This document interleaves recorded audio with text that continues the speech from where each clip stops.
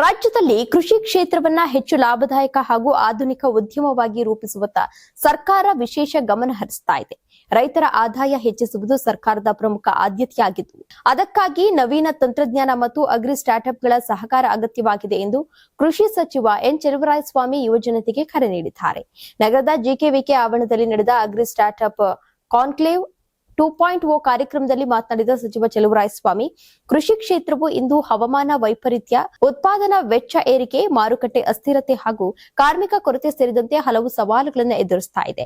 ಈ ಸಮಸ್ಯೆಗಳಿಗೆ ಪರಿಹಾರವಾಗಿ ಡಿಜಿಟಲ್ ಕೃಷಿ, ಡ್ರೋನ್ ತಂತ್ರಜ್ಞಾನ ಮತ್ತು ಡೇಟಾ ಆಧಾರಿತ ಬೆಳೆ ನಿರ್ವಹಣೆ ಪರಿಣಾಮಕಾರಿಯಾಗಿ ಸಾಧನಗಳಾಗಬಹುದು ಎಂದು ತಿಳಿಸಿದ್ದಾರೆ.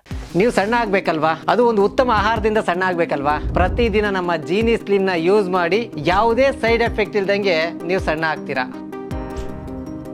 ಇನ್ನು ಕೃಷಿಯನ್ನ ಕೇವಲ ಜೀವನೋಪಾಯದ ಮಾರ್ಗವಾಗಿ ನೋಡದೆ ಅದನ್ನ ಉದ್ಯಮದ ರೂಪದಲ್ಲಿ ಬೆಳೆಸುವತ್ತ ಸರ್ಕಾರ ಕಾರ್ಯನಿರ್ವಹಿಸ್ತಾ ಇದೆ ಅಂತ ತಿಳಿಸಿದ್ರು. ಮೌಲ್ಯವರ್ಧನೆ ಹಾಗೂ ನೇರ ಮಾರುಕಟ್ಟೆ ವ್ಯವಸ್ಥೆಗೆ ಹೆಚ್ಚಿನ ಪ್ರೋತ್ಸಾಹವನ್ನು ನೀಡಲಾಗ್ತಾ ಇದ್ದು, ದೇಶದಾದ್ಯಂತ ಬೆಳೆಯುತ್ತಿರುವಂತಹ ಅಗ್ರಿ ಸ್ಟಾರ್ಟ್ಅಪ್ಗಳು ಈ ಪರಿವರ್ತನೆಗೆ ವೇಗ ನೀಡ್ತಾ ಇವೆ ಎಂದು ಅಭಿಪ್ರಾಯಪಟ್ಟಿದ್ದಾರೆ. ಯುವಕರು ಉದ್ಯೋಗವನ್ನ ಹುಡುಕೋರಾಗದೆ ಉದ್ಯೋಗ ಸೃಷ್ಟಿಸೋರಾಗಬೇಕು ಎಂಬುದು ಸರ್ಕಾರದ ದೃಷ್ಟಿಕೋನ ಆಗಿದೆ. ರೈತ ಉತ್ಪಾದಕರ ಸಂಘಗಳು, ಕೃಷಿ ವಿಶ್ವವಿದ್ಯಾಲಯಗಳು, ಸಂಶೋಧನಾ ಸಂಸ್ಥೆಗಳು ಮತ್ತು ಯುವ ಉದ್ಯಮಿಗಳು ಒಟ್ಟಾಗಿ ಕೆಲಸ ಮಾಡಿದ್ರೆ ಗ್ರಾಮೀಣ ಆರ್ಥಿಕತೆಯಲ್ಲಿ ಮಹತ್ವದ ಬದಲಾವಣೆ ಸಾಧ್ಯ ಎಂದು ತಿಳಿಸಿದ್ರು. ಇನ್ನು ಕೃಷಿ ಇಲಾಖೆಯು ಗ್ರಾಮ ಮಟ್ಟಕ್ಕೆ ನವೀನ ತಂತ್ರಜ್ಞಾನ ತಲುಪಿಸುವುದು ಹಾಗೂ ಕೃಷಿ ಆಧಾರಿತ ಉದ್ಯಮಗಳಿಗೆ ಉತ್ತೇಜನ ನೀಡುವತ್ತ ಬದ್ಧವಾಗಿದೆ ಅಂತ ಹೇಳಿ ತಿಳಿಸಿದರು.